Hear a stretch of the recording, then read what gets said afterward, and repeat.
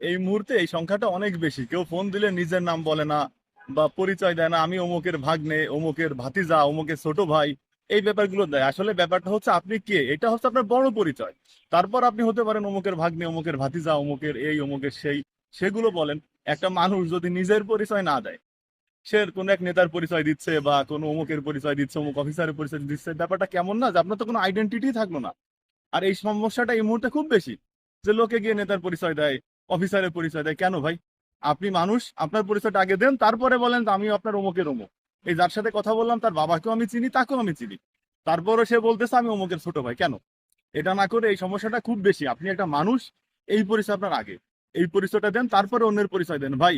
এটা যদি না করেন একটা সময় খুব বড় সমস্যা হয়ে দাঁড়াবে, কারণ প্রত্যেকেরই কেউ না কেউ আছে অমুকের অমুক, অমুকের অমুক। এভাবে পেয়ে গেলে আপনি কয়জনকে সামলাবেন, কয়জনের পরিচয় দিবেন? আপনার তো নিজেরই আইডেন্টিটি থাকবে না। কাজে আগে নিজের আইডেন্টিটি, নিজের পরিচয়, নিজের বাবার পরিচয়, নিজের গ্রামের পরিচয় দিতে যদি লজ্জা পান, দরকার নেই। আগে নিজের পরিচয় দিবেন, তারপর অন্য পরিচয় দিবেন। আগে নিজের আইডেন্টিটি, নিজের পরিচয়, তারপরে বাকি সব। এটাতে আপনার সম্মানহানিও ঘটবে না, আপনার কোনো কিছু ঘটবে না, বরঞ্চ আপনার ব্যক্তিত্বের প্রকাশ পাবে যে আপনি কে। তারপরে বলেন যে ভাই অমুক আমার আত্মীয়, বা অমুক আমার এই, বা আমি অমুকের এই। যাই হোক, এই সমস্যাটা আমাদের দেশে অনেকদিন যাবতই প্রকট, এবং সব সেক্টরে ব্যাপারটা আছে। যাই হোক, ধন্যবাদ। ভালো থাকবেন, নিজের নামে চলবেন। আসসালামু আলাইকুম।